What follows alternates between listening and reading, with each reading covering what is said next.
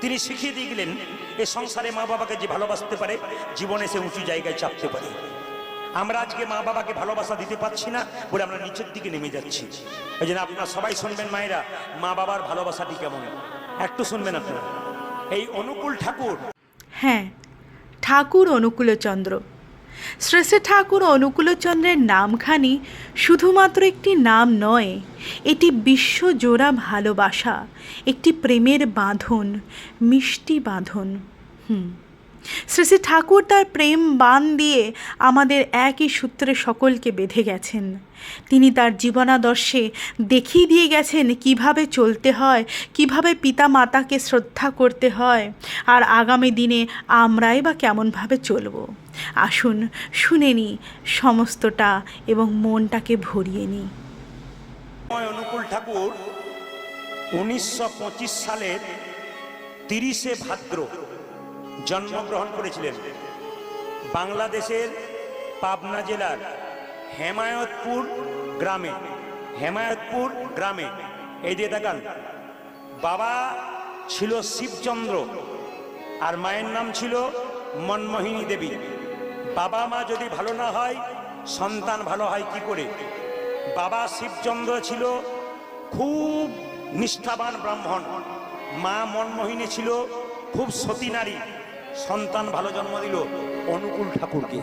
এই দিয়ে তাকাবেন, অনুকূল ঠাকুরকে জন্ম নেওয়ার পর অনুকূল ঠাকুর যখন আস্তে আস্তে বড় হলো, মা ছেলেকে দীক্ষা দিয়েছে। অনুকূল ঠাকুরের দীক্ষা গুরু কে জানেন? তার মা।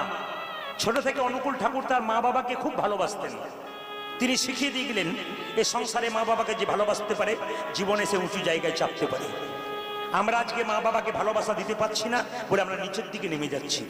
এই জন্য আপনারা সবাই শুনবেন মায়েরা, মা বাবার ভালোবাসাটি কেমন একটু শুনবেন আপনারা।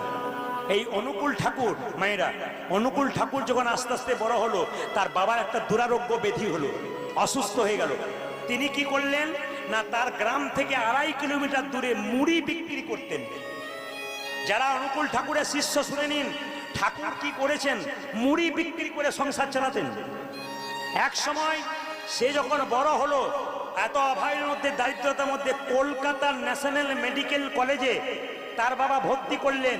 ওই অভাবের মধ্যে থেকে এই অনুকূল ঠাকুর যখন ডাক্তারি পড়বার জন্য কলকাতায় গেলেন, তখন তিনি ভালো করে পেট ভরে খেতে পান নাই।